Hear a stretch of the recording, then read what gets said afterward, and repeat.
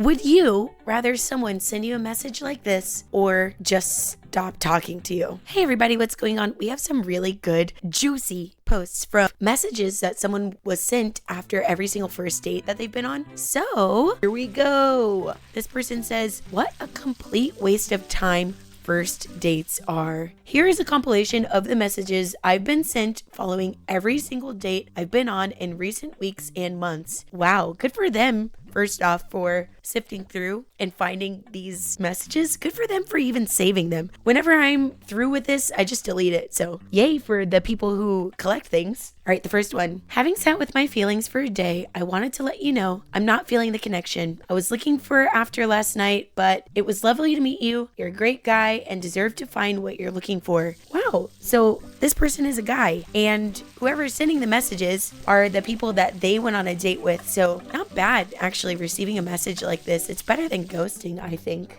Here's the next one. I had a really nice time, especially the end, but I got more of a friend vibe from tonight. I hope that's okay. That's not bad. It's not really a waste of time. You're getting an honest answer from someone. All right, this next person says, yeah, you too. Was nice to meet you, but I wasn't really feeling a spark. Wish you all the best though. How is that bad? Would you rather someone send you a message like this or just stop talking to you? Would you rather a ghost, or would you rather someone say, hey, I'm just not really feeling it and I wish you all the best? Which one would you prefer, and which one have you done? Have you been the ghost and you just poof, left? Or have you been the kind of person that says, hey, you're pretty cool and I'm glad I got to meet you, but I just don't think we would make a good couple. Here's the next one, but it says the name, so I'm just gonna whenever I say the name. Hey, thank you for coming out last night. It was fun. I've enjoyed hanging out and getting to know you, but I don't think I'm feeling the spark that I should at this stage. Sorry, I know this is a bit of a cliche. All the best.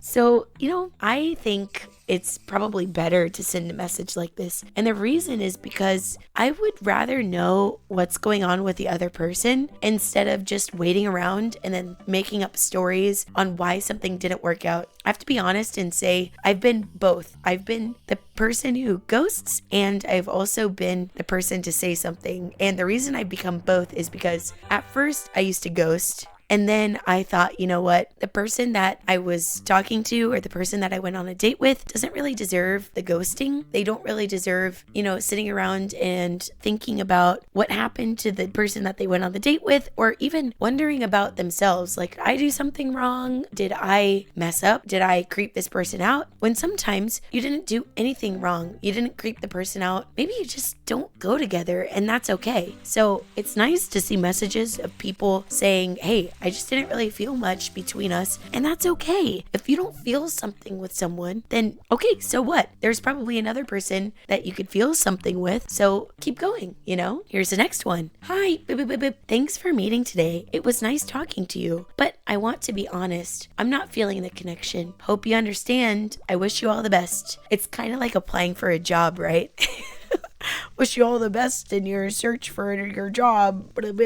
Hi, boop, boop, boop, boop. I've been thinking, since we met up the other day, I had a lovely time with you, but I just don't think the chemistry is there. I'm really sorry. Thought you deserved honesty. XX.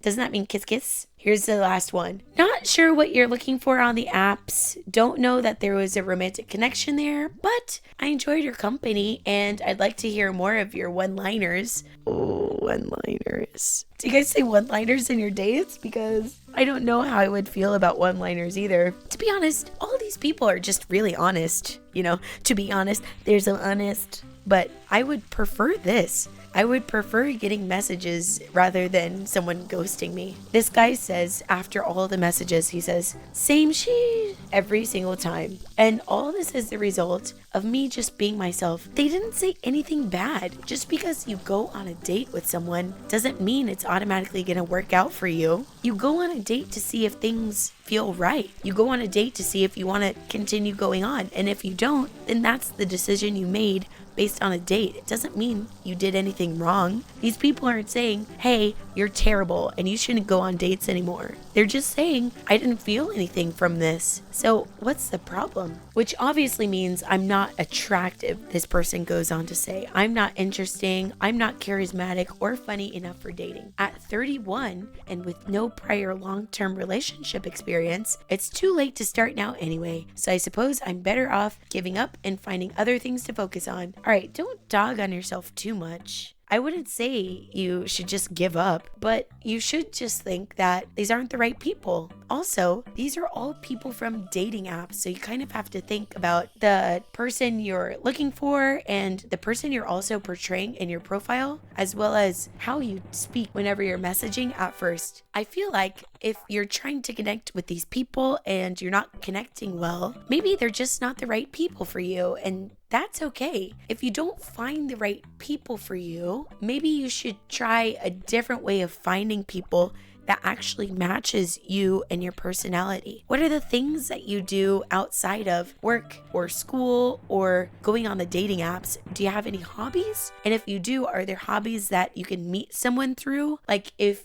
this person likes soccer, why don't you try to go play some games out and about, join an adult league where it's mixed, men and women are playing here, and then you have a chance to meet people. Go play dodgeball. Where I am, there's like a group of adults who play dodgeball, and it's men and women, adults, not young people either. They're like in their 30s. And there have been like 4 couples who have gotten married because they met from this dodgeball club. There's kickball, and if you're not active, there's like, what is it? What do they do? Magic the Gathering? Dungeons and Dragons? I don't know. What do you like? How do you meet people outside of dating apps? Do you walk around Barnes & Noble? I know that's a more recent thing. Do you hang out in a coffee shop, and if you see someone reading a book, don't be creepy about it. Just say like, hey, I read that. If you read it, don't be creepy. Just try to meet people outside of the dating apps in a place that you normally go yourself, or doing something that you normally do yourself. The dating apps are like everyone, not just the people that are interested in what you're interested in. It's like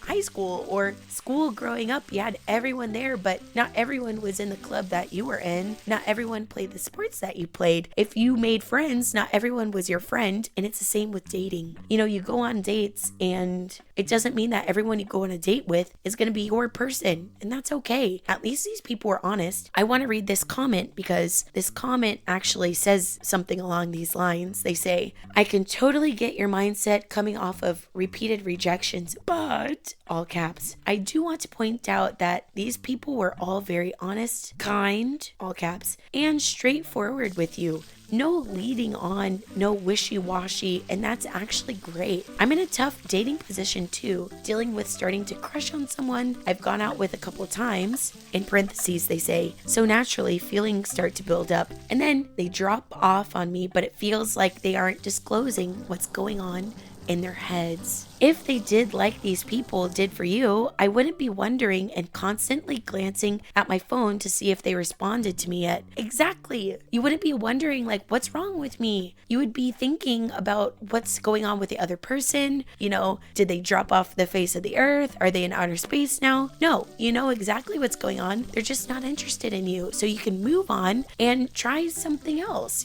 That's nice. I think we have to remind ourselves, this is back to the comment. I think we have to remind ourselves that dating is so much trial and error. It sucks, but that's also part of it. I like what someone else said, which is maybe consider taking a break from actively dating. Go do some fun, self-fulfilling things for a while. Be selfish. I like that advice too. It's really easy to think, man, I should just stop what I'm doing because clearly this isn't working, and you know what? It's too late for me. This guy said I'm 31, so I might as well not try anyways. And that's not the truth. That's not the case. You're 31. If you're 80 years old, you're probably gonna wish that you're 31. 31 isn't really that old. And if you keep going on dates and the dates aren't working out, of course you're gonna feel like this sucks. Nobody likes me.